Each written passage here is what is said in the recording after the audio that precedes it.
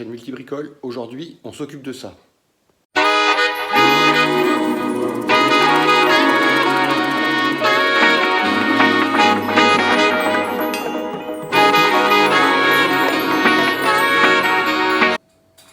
Voilà, donc la partie qui relie le moteur au blender en plastique caoutchouc est explosée, ce qui fait que le blender ne tourne plus ou tourne mal.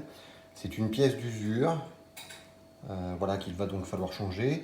Le tout de savoir exactement comment elle s'appelle. Alors vous trouverez assez facilement cette pièce et la clé qui va avec sur les sites marchands. Voilà un exemple. C'est pas la peine d'y mettre beaucoup plus cher puisque de toute façon tout vient de Chine et on est toujours sur la même qualité. Donc c'est pas en achetant une pièce à 15 ou 20 euros qu'il faut penser que vous aurez une qualité meilleure. C'est exactement les mêmes pièces. C'est bien de prendre avec cette clé de démontage puisque vous le voyez, elle est assez fine et on va voir qu'elle va nous être bien utile pour démonter la couronne, le coupleur du blender, le pignon. Voilà, il y a différentes appellations. Mais si vous cherchez coupleur, couronne, pignon, blender, KitchenAid, vous trouverez la pièce en question. Souvent elles sont vendues par deux d'ailleurs avec la clé fournie. Donc on va commencer par nettoyer les parties de caoutchouc là, endommagées avant de démonter. Toujours important de travailler sur des surfaces à peu près propres.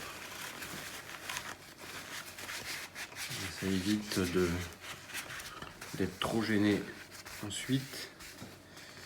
Et puis là, on va voir tout de suite l'utilité de la clé. Voilà. Hein, on ne peut pas se servir d'une clé plate habituelle parce que celle-ci ne passerait pas. Alors vous pouvez toujours essayer de réduire l'épaisseur de votre clé, mais ça vous fait endommager une clé alors que souvent la clé est fournie avec. Donc cette clé, elle vous sert à bloquer l'axe du moteur pour pouvoir venir dévisser votre couronne. Là, vous pouvez y aller avec une pince. On est sur un pas inversé, donc vous ne dévissez pas, vous vissez pour desserrer la couronne. Voilà, qui vient assez facilement. On voit ici comment la clé vient se mettre pour bloquer l'axe du moteur. Et on voit également l'état de la couronne qui était cassée, les autres dents allaient voler. De toute façon, voilà, ça grattait pas mal. On voit, elles commencent d'être endommagées, c'est une pièce d'usure. Donc pour revisser, on fait exactement la même. Sauf que bien sûr, là pour visser, on dévisse puisqu'on est sur un pas inversé. Comme toujours, on est sur un pas inversé, c'est pas la peine de serrer comme un sourd avec une clé. Vous serrez simplement la main, vous enlevez ça et le blender est prêt à refonctionner.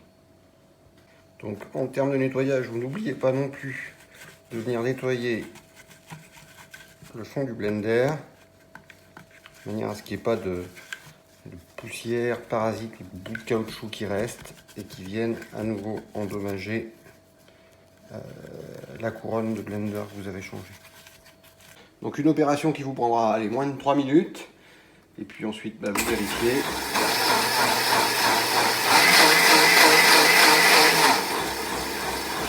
Voilà, le blender fonctionne correctement.